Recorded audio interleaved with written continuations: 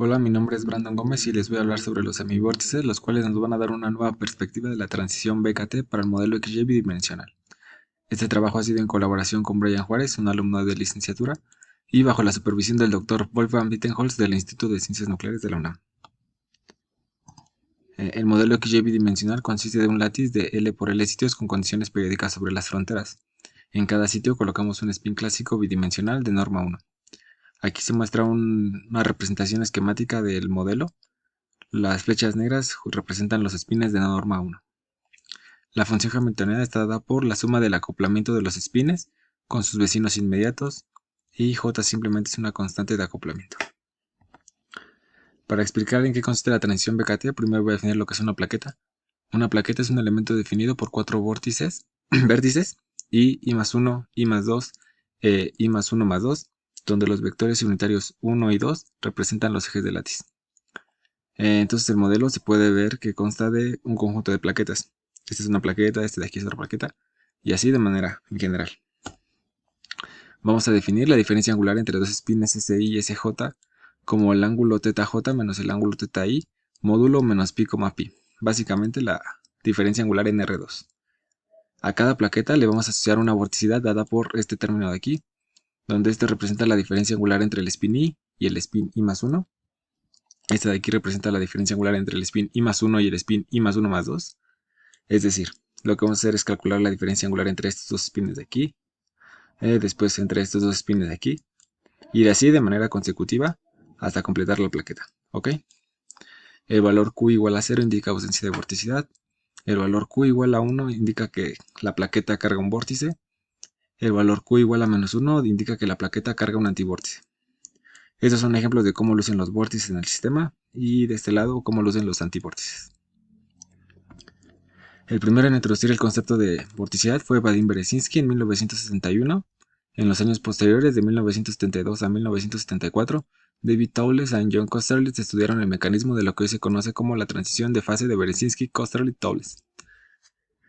Se mostró que el efecto energético que tiene un par vórtice-antivórtice depende de manera logarítmica de la distancia entre ellos, como se muestra en esta parte de aquí.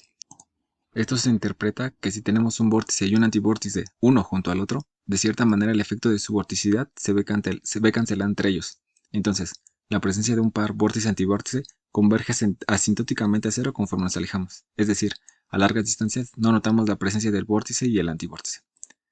Sin embargo, conforme vamos aumentando la temperatura, las fluctuaciones en el sistema son más grandes. Esto causa que el par vórtice-antivórtice se empiece a separar uno del otro, de manera que se puede considerar que están libres. Para temperaturas mayores que la temperatura crítica, múltiples vórtices y antivórtices están de manera dispersa sobre el sistema.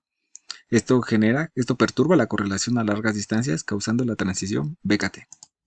Para simular el modelo en la computadora vamos a ocupar el algoritmo de Wolf de multicluster. Este algoritmo implica la creación de múltiples clusters en el sistema, de manera que la actualización de todos los spins que pertenezcan a un clúster sea de manera colectiva.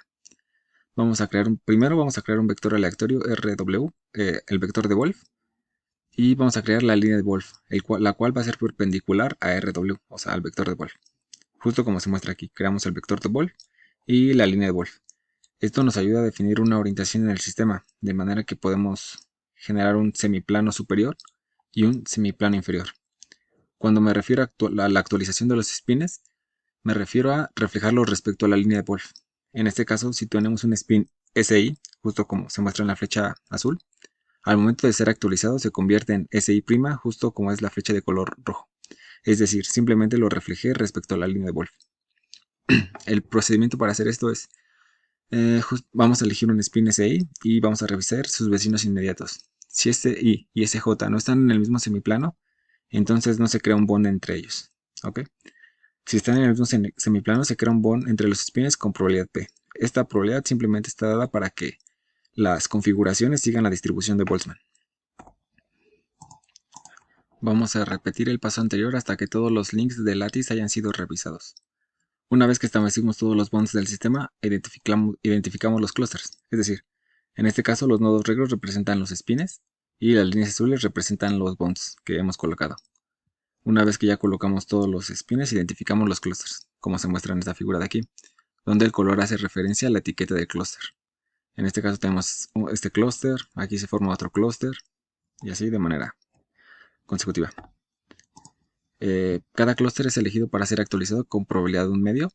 Es decir, si es elegido, todos los spines que pertenecen a ese clúster son reflejados respecto a LW. Una vez que hemos hecho esto con todos los clústeres, medimos la observable de interés y repetimos el proceso hasta obtener la estadística deseada. La creación de estos clústeres es la que nos ayuda a definir la nueva idea de semivorticidad. Este concepto surge de querer asociar una vorticidad a cada clúster de manera que dicha vorticidad sea independiente de la orientación de los demás clústeres. Para ello vamos a definir lo que son los semivórtices, que son plaquetas cuya presencia de vorticidad está asociada a dos clústeres. Para hacer esto más claro, voy a definir la configuración de referencia, donde todos los spines son reflejados respecto al EW de manera que todos se encuentren en el mismo semiplano de Wolf. Ok, entonces en este caso, por ejemplo, todos los spines apuntan en el semiplano superior. Ok, entonces para identificar los vórtices asociados a un clúster, lo que hacemos es que todos los spines pertenecientes a dicho clúster los reflejamos respecto al EW.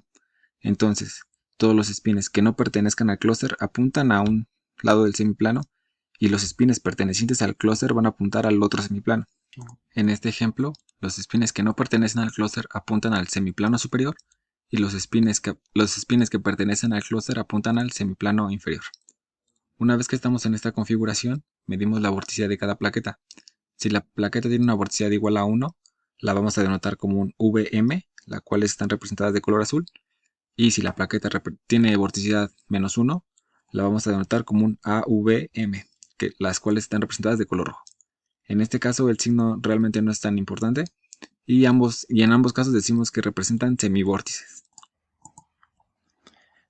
Con ayuda de los semivórtices vamos a definir lo que es la vorticidad de un clúster, la cual va a ser el número de semivórtices asociados al clúster dividido entre 2.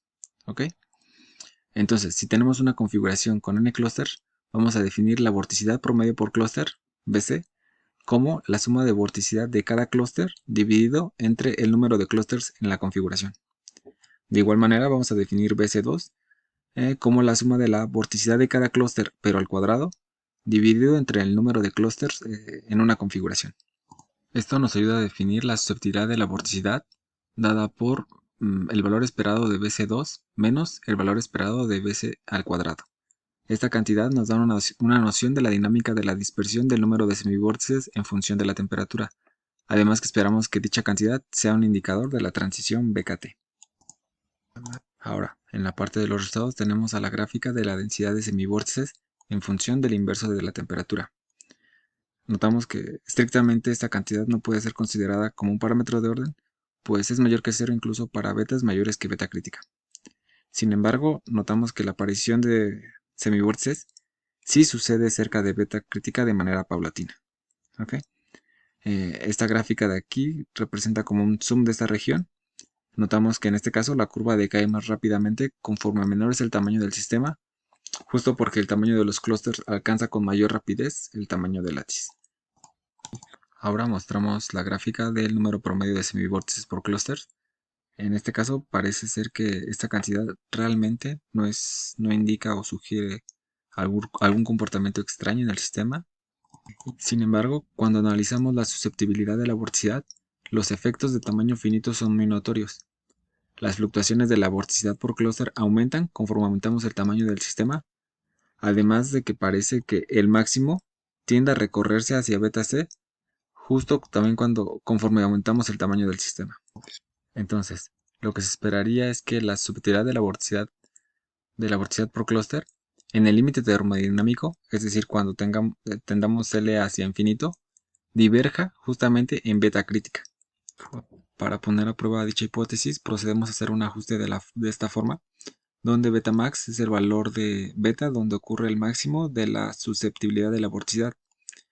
1 sobre L cuadrada pues es el inverso del volumen del sistema, y A, B y C son parámetros a ajustar. De esta manera es posible extrapolar los datos y obtener un valor aproximado de beta max para volumen infinito, el cual sería nuestro estimador de beta crítica. Aquí se muestra el ajuste hecho Los datos de color rojo son los valores de beta donde ocurre el máximo de la susceptibilidad de la vorticidad para los distintos valores de L. La línea apuntada es el ajuste hecho y el punto negro es el estimador obtenido.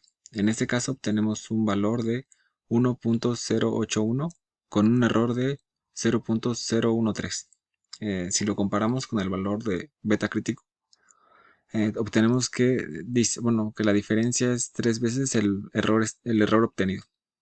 Si bien parece ser que no es un valor muy preciso, podemos hacer un ajuste alternativo, como se muestra aquí. En este caso realizamos el mismo ajuste, pero ahora considerando el valor de beta C, o sea, el valor conocido de beta crítico. De cierta manera estamos forzando al ajuste a que nos dé un valor de beta C, por lo cual se obtiene un valor estimado de 1.111 con un error de 0.001. Esto con el fin de hacer una prueba de bondad de ajuste y comprobar que el ajuste propuesto sí logra capturar el comportamiento de los datos, lo cual nos deja abierta la posibilidad de que si obtenemos datos para mayores valores de L, las correcciones al primer estimador hagan que realmente converja al valor de beta crítico conocido. Como resumen, en este trabajo presentamos un estudio numérico del modelo XY bidimensional usando simulaciones de Monte Carlo. A partir de los clústeres formados con el algoritmo de Wolf, fue posible introducir la nueva idea de los semivórtices y asociar una semivórtice a una vorticidad a cada clúster, ¿no? Notamos que la susceptibilidad de la vorticidad sí es sensible a la transición BKT, o sea, realmente sí puede ser considerado un indicador.